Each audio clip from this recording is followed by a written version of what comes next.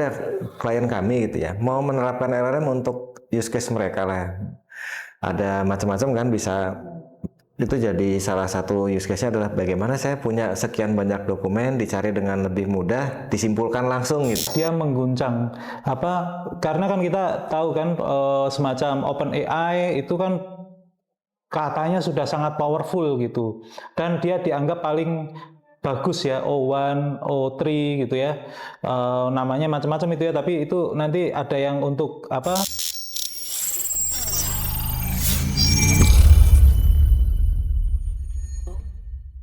Halo semuanya, kita ketemu lagi di SV Talks. Kali ini episode 20. Kita di tempat baru juga nih. Ini sebetulnya di kantor SV loh. Bocoran dikit. Nah, kita akan bahas hari ini tentang DeepSeek nih. Bersama saya sama Pak Budi, dan formatnya juga baru. Saya bukan host di sini, jadi kami akan ngobrol. DeepSeek ini kan sekitar akhir Januari kemarin menggoncangkan dunia, Pak Budi. Rame ya, dia masuk sebagai pemain baru, tapi kok diklaim atau apa, bukan diklaim ya, jadi banyak yang mengatakan itu sangat bagus gitu ya Mas ya. Sangat bagus, dan yang bikin goncang juga rame karena harga saham perusahaan teknologi di Amerika jatuh. Jatuh ya. Misalnya Nvidia itu jatuh banget dan lain-lainnya. Makanya kita ngobrol nih tentang DeepSeek nih. Ada beberapa hal yang sudah kita kumpulkan nih topik untuk dibahas. Apa aja Pak Budi nih? Ya, ini nanti mungkin satu persatu ya. Jadi mungkin di awal kita ini dulu Mas Alia membicarakan itu DeepSeek itu sebenarnya latar belakangnya itu perusahaan apa gitu ya. Ya, kita udah tahu itu dari Cina gitu ya, tapi itu sebenarnya apa sih? Kenapa tiba-tiba muncul DeepSeek? Nah, sebelumnya juga kita belum dengar itu ada apa perkembangan DeepSeek itu sebelumnya seperti apa, tapi kok tiba-tiba muncul saja. Nah, itu barangkali mungkin itu dulu Mas Ali ya. Boleh tentang DeepSeek lah ya. DeepSeek ini kemarin-kemarin mungkin Pak Budi baca juga ya di sana. Jadi salah satu hal yang paling dahsyatnya karena sebetulnya Amerika itu sedang embargo Cina kan sebetulnya untuk teknologi. Nah, karena embargo ini sebetulnya aksesnya Cina ke teknologi itu sangat susah. Tiba-tiba ada DeepSeek dan tiba-tiba bisa menyamai performansinya kurang lebih gitu ya. ChatGPT, Gemini dan sebagainya. Nah, ini saya kemarin sempat baca nih Pak Budi, katanya DeepSeek ini sebelum di embargo dia sudah ngumpulin barang-barang Nvidia lah. Oh gitu ya. Caranya jadi dia udah beli dulu. Udah beli dulu 10.000 barang Nvidia. Oke. Makanya dia bisa melakukan. Tapi yang bikin dahsyat memang satu, dia dari Cina. Dan Cina sedang ini, Tiongkok ini sedang apa sama Amerika ya? Iya, betul. Itu kan termasuk kalau beberapa tahun yang lalu kan kita tahu ada perusahaan yang sangat besar, Huawei itu ya. Huawei. Itu bahkan dia di-cut aksesnya ke Google, ke Android apa itu ya. Oh iya, itu saya juga punya HP. Nah, bukan HP. Saya beliin anak tablet ya buat belajar. Huawei. Nggak ada Google Play Store di sana. Nah, itu ya. Tapi kenyataannya Cina tetap bisa bergerak gitu ya, dengan tadi sebelum embargo dia beli dulu, kemudian ternyata dia bisa menghasilkan DeepSeek dan sebagainya. Nah, itu gambarannya pembiayaannya gimana itu Mas Ali? Beberapa hari yang lalu saya juga sempat baca itu. Jadi DeepSeek itu di belakangnya itu ada semacam perusahaan hedge fund gitu. Jadi perusahaan pengumpul modal gitu ya. Kemudian dia membiayai si perusahaan ini gitu ya. Nah, satu perusahaan ini DeepSeek ini. Nah, DeepSeek ini dengan modal yang cukup itu dia mengembangkan teknologi ini. Nah, itu siapa sih orangnya ini Mas yang mendirikan? Nah, itu kemarin saya juga baca itu Pak Budi sama, dan yang menarik buat saya latar belakangnya kayak saya, informatics engineering. Oh, informatik ya. Informatika. Pak Budi elektro ya. Ya, saya elektro. Saya yang bikin Nvidia, Mas Ali yang bikin DeepSeek-nya. Tapi nggak jadi Nvidia dan nggak jadi DeepSeek nih. Kita di sharing vision lah. Yeah. Jadi menariknya dia itu dari informatics, dan yang dilakukan itu mirip seperti ada kakak kelas saya ya. Bukan hanya kakak kelas saya, sebetulnya waktu saya lulus dulu itu ada sebagian teman saya itu buat penelitian tentang memperkirakan pergerakan harga saham. Oke. Nah, jadi si hedge fund-nya itu yang dibuat sama nama orangnya itu siapa ya namanya itu? Liang Wenfeng. Liang Wenfeng. Oke. Feng. Dia buat dulu namanya High Flyer.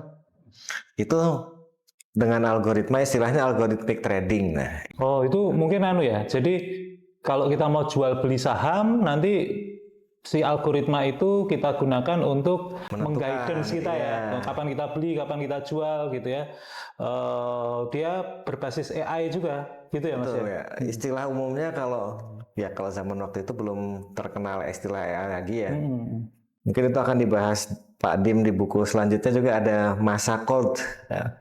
Cold era of AI. Nah, itu waktu itu memang disebutnya algorithmic trading. Algorithmic trading. Jadi sebetulnya DeepSeek ini kalau dari sisi AI, hedge fund-nya company-nya didirikan 2010-2009, berarti bukan orang baru di bidang AI sebetulnya. 2010-2009, wah udah tua itu.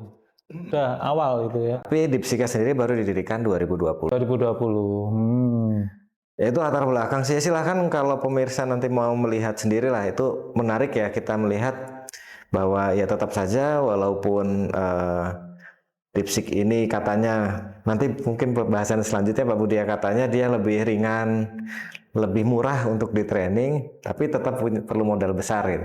Ya. Dan modalnya dari situ gitu. Jadi mungkin itu karena kemarin-kemarin kami sendiri saya sendiri punya pertanyaan, apa dimodalin sama pemerintah Cina atau gimana? Karena secara strategi kan ini lumayan ya buat pemerintah Amerika nih, antara penguasaan teknologi yang di Amerika sama di Cina kan sedang gitu ya. Kalau saya duga sih berikutnya kemungkinan besar atau sebenarnya sudah ya. Sebenarnya pemerintah Cina juga membackup juga kan. Mereka kan punya kepentingan kan, industri Cina untuk bersaing dengan industri Amerika. Seperti ketika ada persaingan ya semacam Huawei itu kan kemudian pasar Huawei sebenarnya kan di awal di backup dulu oleh pemerintah Cina dulu kan ya. Kemudian bisa fight back lagi. Kemungkinan besar sih DeepSeek ada seperti itu, tapi ya saya nggak tahu ya. Nanti barangkali teman-teman pemirsa nanti punya evidence yang lain ya tentang ini. Berikutnya mungkin Mas Ali ya, ada hal-hal lain kita sambil lihat ya. Nah ini ya, dia mengguncang dominasi Amerika di bidang AI gitu. Nah, sejauh apa ya dia mengguncang karena kan kita tahu kan semacam OpenAI itu kan katanya sudah sangat powerful gitu, dan dia dianggap paling bagus ya, O1, O3 gitu ya, namanya macam-macam itu ya, tapi itu nanti ada yang untuk ini Mas Ali ya, untuk reasoning, ada yang untuk bercakap-cakap gitu ya, chat gitu ya, macam-macam. Dan itu udah sangat powerful.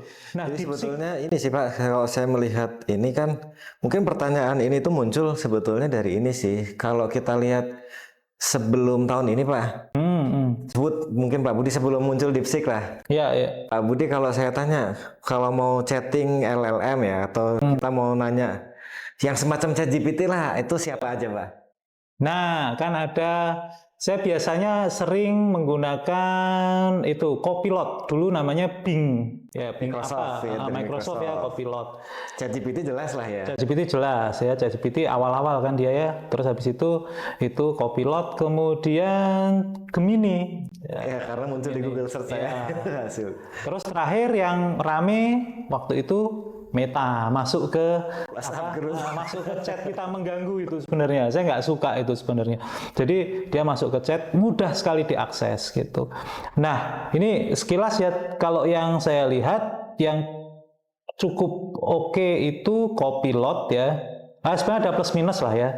Tapi ChatGPT itu memang bagus gitu. Yang dari OpenAI.